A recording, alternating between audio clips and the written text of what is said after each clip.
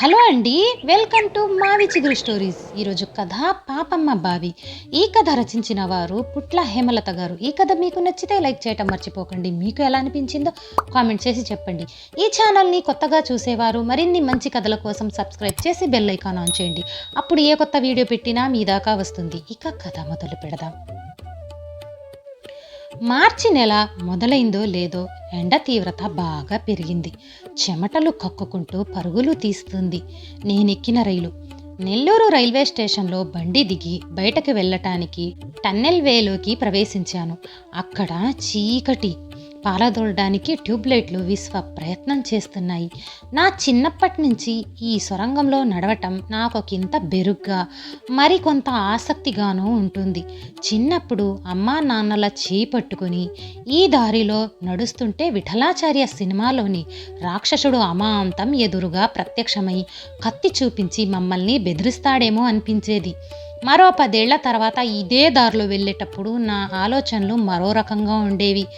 సినిమాల్లోని విలన్లు కొర్రమీసాలు, గళ్ళలుంగి, మెడలో ఎర్రటి గుడ్డ, చేతిలో బ్రాందీ సీసా, కిడ్నాపు ఎక్సెట్రా ఎక్సెట్రా. అప్పటి భయాలకు ఆలోచనలకు నాలో నేనే నవ్వుకుంటూ రెండో మలుపు దగ్గర ఆగి ఒకసారి వెనక్కి తిరిగి చూశాను.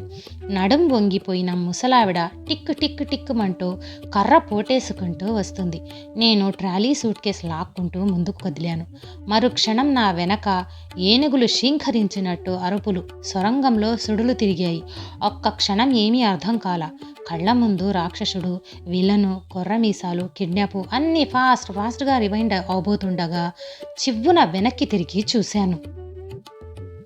3 కుర్రకారు గట్టిగా అరుచుకుంటూ నవ్వుకుంటూ ఒకరి మీద ఒకరు పడుతూ ఈలలు వేసుకుంటూ పరుగులు తీస్తున్నారు. గట్టిగా నిట్టూర్చి వాళ్ల వెనకే ముందుకు కదిలాను.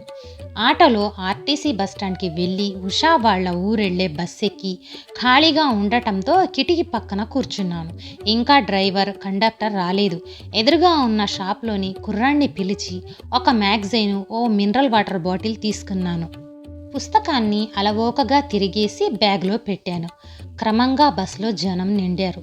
కండక్టర్ టికెట్ టికెట్ టికెట్ అంటూ వెనక నుంచి అరుచుకుంటూ టికెట్లు ఇస్తున్నాడు. బస్ మెల్లగా కదిలింది.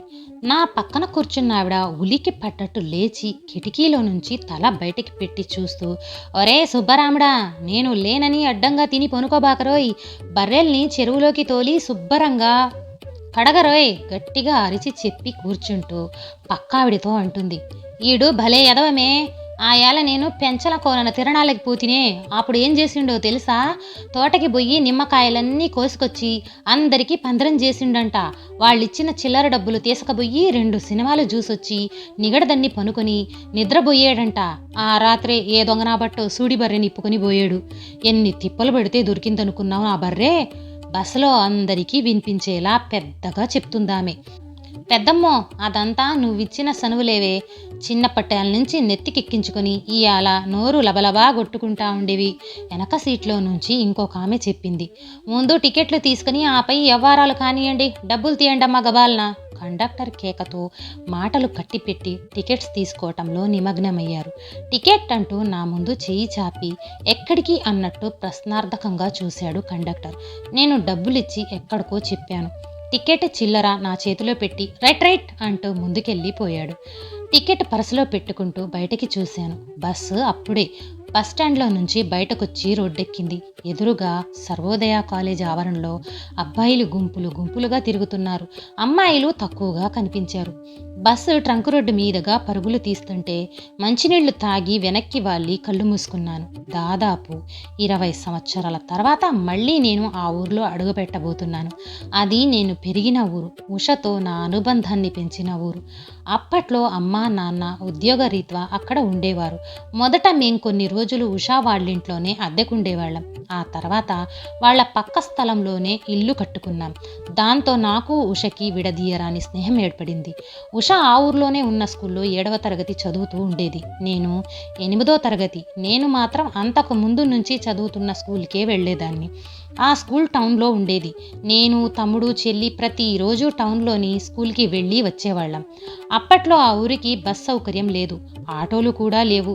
1 అర రిక్షాలు పట్నానికి పనుల కోసం పోయే ఎడ్లబళ్ళు, సైక్లిస్టులు తప్ప ఆ 5 మైళ్ళ మట్టి రోడ్డుకి పెద్దగా రద్దీ ఉండదు. కూరగాయలు పళ్ళు అమ్ముకునే స్త్రీలు మాత్రం కాలినడకనే ఆశ్రయిస్తారు. మేం స్కూల్కి వెళ్ళి రావటానికి రిక్షా ఏర్పాటు చేశారు నాన్న. రిక్షా రామయ్య సెలవు పెట్టిన రోజుల్లో మేము సైక్లిస్టులను లిఫ్టుగా అడుగో, ఎడ్ల బండ్లు ఎక్కువ ఇల్లు చేరుకునేవాళ్ళం. అదీ కాకుంటే ఆడుకుంటూ పాడుకుంటూ నడిచేవాళ్ళం. టౌన్ నుంచి మా ఊరికి మొదలయ్యే మట్టి రోడ్డు మీద నడవటం భలే గమ్మత్తుగా ఉంటుంది. రోడ్డు మీద పదును దేరిన గురకాళ్ళ మీద నడుస్తూ ఉంటే కరకరకరామంటూ లయబద్ధంగా చప్పుడయ్యేది. రోడ్డుకి 2 వైపులా పచ్చని వరి పొలాలు, అందులో కూనిరాగాలు తీస్తూ కలుపు తీసే స్త్రీలను చూస్తూ తూనీగల్ని పట్టుకుంటూ ముందుకు సాగిపోయేవాళ్ళం.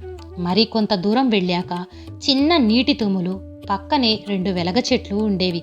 వెలగపళ్ళ కోసం రాళ్ళు విసిరి విసిరి వేసారి, అందుకే అందని వెలగపళ్ళు కూడా పుల్లనే అనుకునేవాళ్ళం. రోడ్కి ఎడమవైపు మా ఊరి వరకు మౌనంగా ప్రవహించే పంట కాలువ, అక్కడక్కడ గలగలామంటూ పరుగులు తీసేది. ఆ నీళ్లలో కాగితపు పడవలు వదులుతూ వాటికంటే ముందు వెళ్లాలని తమ్ముడు పరిగెత్తేవాడు. ఓసారి నేను, ఉషా మా 2 తమ్ముళ్లతో కలిసి ఈ పంట కాలువలోనే చేపలు పట్టడానికి ఇంట్లో చెప్పకుండా వెళ్ళాం. రోజంతా ఎండలో మాడి ఒళ్ళంతా బురద కొట్టుకుపోయి ఇళ్లకు చేరిన మాకు సానుభూతి లేకపోతే పోయే బడిత పూజ తప్పలేదు. ఇప్పుడు అవన్నీ తలుచుకుంటూ ఉంటే ఎంతో సంతోషం కలుగుతుంది. చిన్ననాటి తీపి జ్ఞాపకాలు మందార మాలలై మనసు మెడని చుట్టుకుంటూ ఉంటే కొంచెం ఉద్వేగానికి గురవుతూ కిటికీలో నుంచి చూశాను. బస్సు టౌన్ దాటి మా ఊరికి వెళ్లే మలుపు తిరిగింది.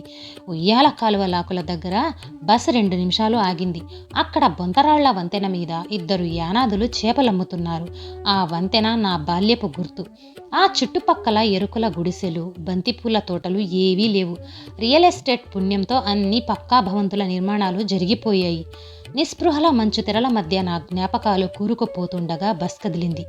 ఏవీ మా వెలగ చెట్లు, ఏవీ మా పంట కాలువలు, మా అడుగుల సవ్వడికి తాళం వేసే గులకరాళ్ల బాట, గుండెల మీద అడ్డంగా దూసుకుపోయిన NH5 ఇన్నేళ్ల నా మధురమైన అనుభూతుల్ని వెక్కిరిస్తూ కొండ చిలువల మెలికలు తిరుగుతుంది. దారి పొడవునా పచ్చని పొలాలు లేవు. గణగణగణమంటూ పరుగులు తీసే ఎడ్ల బండ్ల స్నానంలో ఆటోలు పడుతూ లేస్తున్నాయి. చుట్టూ ఎటు చూసినా నాది కానితనం. అసహనంగా కళ్ళు మూసుకున్నాను. పెళ్లి పేరుతో కాస్మోపాలిటన్ నగరానికి చేరిన నాకు ఈ ట్రిప్ కొంత ఉపశమనం ఉంటుంది అనుకున్నాను. ఉరుకులు పరుగులు, మెషిన్లు, డోరు డెలివరీ భోజనాలు, లిప్స్టిక్ పెదాల నవ్వులు అన్నీ తప్పించుకొని ఈ ఊరి మట్టి వాసన కోసం పరుగులు తీస్తున్నాను. 20 ఏళ్ల విరామం తర్వాత నాకు ఈ అవకాశం అనుకోకుండా వచ్చింది. నా కజిన్ కూతురికి విజయవాడలో పెళ్లి. బిజినెస్ వంకతో ఆయన, చదువుల పేరుతో పిల్లలు. ఈ ప్రయాణం తప్పించుకున్న నాకు తప్పదు కదా. అప్పటికి 10 ఏళ్ల నా కూతురు వర్ష నాతో ఊళ్ళు తిరగాలని చాలా ప్రయత్నం చేసింది. స్కూల్లో రివిజన్ టెస్ట్లకి సెలవు పెట్టకూడదని నియమం ఉండటంతో ఆగిపోయింది. అమ్మా, నీ చిన్నప్పటి ఊరు నాకు చూపించవా? నువ్వు, ఉషాంటి ఫిష్ పట్టుకున్న వాటర్లో నేను కూడా ఫిష్ కోసం ట్రై చేస్తా అంటూ తెగ సంబరపడిపోయింది పాపం. ఒకవేళ తను వచ్చి ఉంటే ఎంతో నిరాశపడి ఉండేది. ఉషా నేను కొన్ని సందర్భాల్లో అక్కడక్కడ 2-3 సార్లు కలుసుకున్నా ఈ ఊర్లో మేమిద్దరం కలుసుకోవటం మళ్ళీ ఇప్పుడే. విజయవాడ వరకు వస్తున్నాను కాబట్టి ఇలా ప్లాన్ చేశాను. బస్ మళ్ళీ ఆగింది. మధ్యాహ్నం అవటంతో ఎండ పెరిగి చెమట్లు కారుతున్నాయి. మినరల్ వాటర్తో గొంతు తడుపుకున్నాను. ఓమావ్, రవంత నీళ్ళు ఇవ్వరాదా, గొంతెండిపోతాంది పక్కన స్త్రీ అడిగింది. వాటర్ బాటిల్ పైకెత్తి మిగిలిన నీటిని ఒక్కసారి చూసి తనకిచ్చాను. నీళ్లు ఒక్క గుక్కలో తాగేసి ఖాళీ సీసాని నా చేతికిస్తూ అంది. చెంబెడు నీళ్లు తాగితే దప్పిక తీరద్ది గాని ఈ గుక్కెడు చుక్క ఏ మూలకి? సమాధానంగా చిన్న నవ్వు నవ్వి ఖాళీ సీసాని కిటికీలోంచి బయటకి విసిరేశాను. రోడ్డు పక్కన ఆడుకుంటున్న 2 అబ్బాయిలు ఆ సీసా కోసం పోటీలు పడుతూ నేను ముందు చూశానని ఒకడంటే నేను ముందు తాకానని మరొకడు గొడవ పడుతూ గిల్లుకుంటున్నారు. రోడ్డు పక్కన అదుపు లేకుండా లీక్ అవుతున్న కుళాయి కింద ఈ సీసాని పెట్టి నింపి ఒకరి తర్వాత మరొకరు నీళ్లు తాగుతూ మొత్తానికి రాజీ పడిపోయారు. ఆ పసివాళ్లను అలా చూస్తుంటే నాకు దాహమేసింది. నీళ్లు దొరికితే బాగుండనిపించింది. ఇంకెంత, మరో 10 నిమిషాల్లో ఊరు చేరుకుంటాను. అక్కడ ఓహ్, నాకింకా తలుపుకి రానేలేదే. అదే పాపమ్మ బావి. నేను, ఉషా సెలవుల్లో గార్డెనింగ్ చేసేవాళ్ళం. సాయంకాలాలు వాకిళ్లు తుడిచి నీళ్లు చల్లి ముగ్గులేసేవాళ్ళం. బావికి వెళ్ళి నీళ్లు తోడి మొక్కలకు నీళ్లు పోయటం, కుండీలు నింపటం ఎంతో ఇష్టంతో చేసేవాళ్ళం. ఒక్కోసారి ఎండాకాలంలో నీళ్లు అడుగంటిపోతే మళ్ళీ నీళ్లు ఊరేదాకా అక్కడే కూర్చోవలసి వచ్చేది. తెల్లవారుజామునే లేచి చప్పుడు చేయకుండా నీళ్లు తోడుకొచ్చేవాళ్ళం. ఊరంతటికీ అదొక్కటే బావి మరి. అదే వర్షాలు బాగా పడ్డప్పుడైతే బావి నిండుగా తొణికిసలాడుతూ నీళ్లు చేతికందుతూ ఉండేవి. ఆ బావి గోడ మీద ఒక శిలాఫలకం ఉండేది. దానిమీద శ్రీమతి పాపమ్మ గారి ధర్మం అని చెక్కిన అక్షరాలు ఉండేవి. ఒకరోజు చెరిగిన చీరతో చింపిరి జుట్టుతో వీధుల వెంట తిరుగుతున్న ఓ వృద్ధురాలిని చూపించి ఉషా, అదుగో పాపమ్మ అంటే ఆమె, మన బావి తవ్వించింది ఆమె, తెలుసా అంది. ఆశ్చర్యపోవటం నా వంతైంది. అవ్వా, ఈ బావి తవ్వించింది నువ్వేనా? ఆపానమ్మకంగా అడిగాను. పాపమ్మ ముడతలు పడ్డ కళ్ళను టపటపాలాడించి తలూపి అవును అన్నట్టుగా తలూపింది. నిజంగానా అన్నాను మళ్ళీ. అవునాయనా, అప్పుడు మన ఊర్లో బావి లేదు. ఊరంతా మైల్ దూరం పోయి నీళ్లు తెచ్చుకునేవాళ్ళు. రెడ్డిగారి బాయికి మనోళ్ళని రానియరు. నా కొడుకులు కోడళ్ళు అడ్డం కొట్టినా నేను లెక్కజేయలా తల్లా.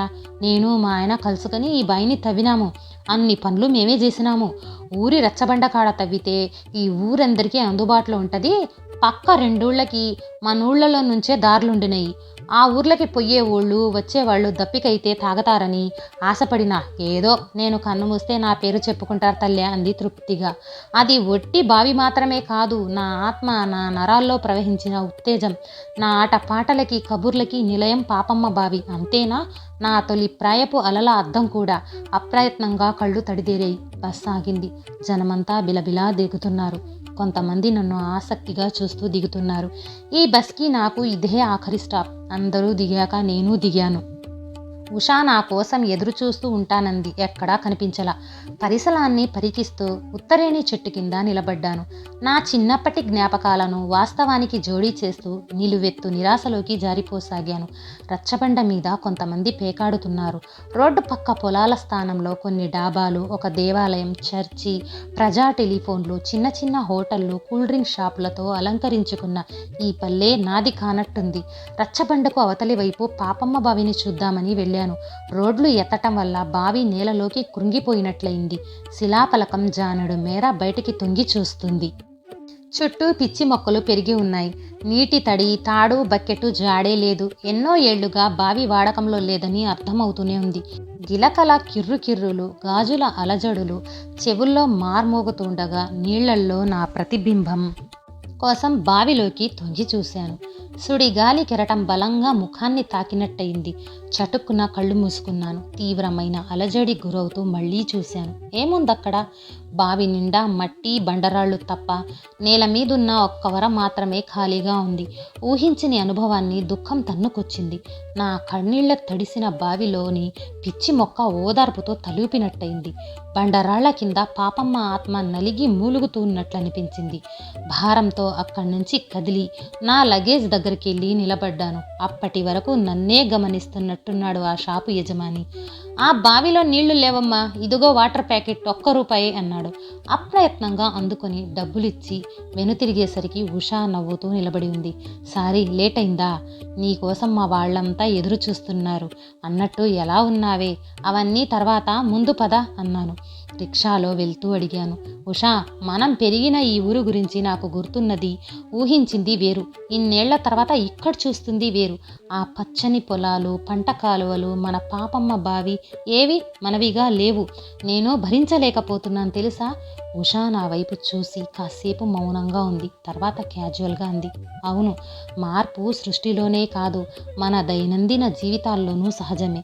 ఒకప్పుడు మనం పాపమ్మ బావి నీళ్లనే బంగారంగా తాగాము. ఆ తర్వాత ఇళ్ల ముందుకే కుళాయిలు వచ్చేశాయి. కాదని దూరం వెళ్ళి బావి నీళ్లు మోసుకొచ్చే ఓపిక ఎవరికుంది? అన్నిట్లోనూ పొల్యూషన్ పెరిగిపోవటం వల్ల నీటి విషయంలో చిన్న సొల్యూషన్ అంటూ ఇదిగో ఈ మినరల్ వాటర్. ఈ మార్పులను మనం కాదనగలమా? ఉద్యోగాల పేరుతో సిటీలకు అలవాటు పడ్డ మనం పల్లెల్లో శాశ్వతంగా ఉండగలమా? ప్రకృతి అందాలను ఆస్వాదిస్తూ అసౌకర్యాన్ని ఎంతకాలం భరిస్తాం? సౌందర్యాన్ని ఆటవిడుపుగా అనుభవిస్తేనే బాగుంటుంది. ఉషా పెద్ద లెక్చర్ ఇస్తూ ఉంటే అది కాదే అన్నాను అడ్డు తగులుతూ.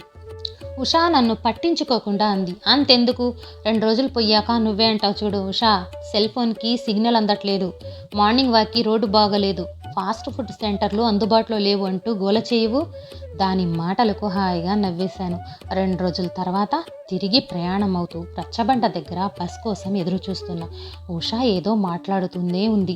నా దృష్టి పాపమ్మ బావి దగ్గర ఆగింది. 2 కూలీలు బావి గట్టుని కూలగొడుతున్నారు. మరోవైపు స్థలాన్ని కొలత వేస్తున్నారు. నేను చూస్తూ ఉండగానే గట్టుని పూర్తిగా పడగొట్టి చదును చేశారు. ఆ రాళ్ల మధ్య ముక్కలైన శిలాఫలకం వెలవెలబోతుంది. ఒకప్పుడు అక్కడొక బావి ఉండేదని, అది ఎంతో మంది దాహార్తిని తీర్చిందని ఆ తర్వాత తరాల వారికి తెలిసే అవకాశం కూడా లేకుండా పోయింది. ఉషకి బై చెప్పి బస్ ఎక్కాను. బస్సు నెల్లూరు వైపు సాగిపోతుంటే అనుకున్నాను, తీయని జ్ఞాపకాలను మనసు పొరల్లో దాచి ఉంచితేనే ఎప్పటికీ సజీవంగా ఉంటాయని. అమ్మా, నువ్వు ఉషా ఆంటీ మళ్ళీ అప్పట్లా ఆడుకున్నారా మీ ఊర్లో? నా వళ్ళో పడుకొని చీర కుచ్చిళ్లను లెక్క పెడుతూ అడిగింది మా పాప వర్ష. ఇంటర్నెట్లో చాట్ చేస్తున్న పెద్ద కొడుకు ఒక్కసారి విసుగ్గా మా వైపు చూసి డోంట్ డిస్టర్బ్ వర్ష అంటూ మళ్ళీ కంప్యూటర్లో తల దూర్చాడు. వర్ష తల నిమురుతూ, లేదురా, అప్పటికి ఇప్పటికీ ఆ ఊర్లో చాలా మార్పులు వచ్చాయి. నేనెప్పుడూ నీకు చెబుతూ ఉండేదాన్ని. ఆ విషయాలన్నీ ఇప్పుడు కేవలం జ్ఞాపకాలు మాత్రమే. నువ్వు నాతో వచ్చిన చేపలు పట్టడానికి ఆడుకోవటానికి కాలువ లేదు, పాపమ్మ బావి కూడా లేదు. పూడ్చేసి ఆ బావిని నా కళ్ళ ముందే పడగొట్టారు. నేనెంతో బాధగా ఆ విషయాలన్నీ చెబుతూ ఉంటే వర్ష చటుక్కున లేచి కూర్చుంటూ అడిగింది, ఎందుకమ్మా పాపమ్మ వెల్ని అలా చేశారు? మరిప్పుడు ఆ విలేజ్ వాళ్ళు వాటర్ ఎలా తాగుతారు పాపం? మనం మళ్ళీ ఆ వెల్ని కట్టిద్దామా? తడిగా మెరుస్తున్న కళ్ళతో అమాయకంగా అడుగుతూ ఉంటే పాపమ్మ బావిలో ఆవిరైపోయిందనుకున్న మానవత్వపు తడి నా చిట్టి తల్లి కళ్ళల్లో జీవనదిలాగా ఉబ్బికి భావి తరాలకు ప్రవహిస్తున్నట్లుగా అనిపించింది. ముప్పిరిగొన్న ఆర్తితో వర్షని హత్తుకున్నాను. ఈ కథ నచ్చితే లైక్, షేర్ చేసి తప్పకుండా సబ్స్క్రైబ్ చేయండి.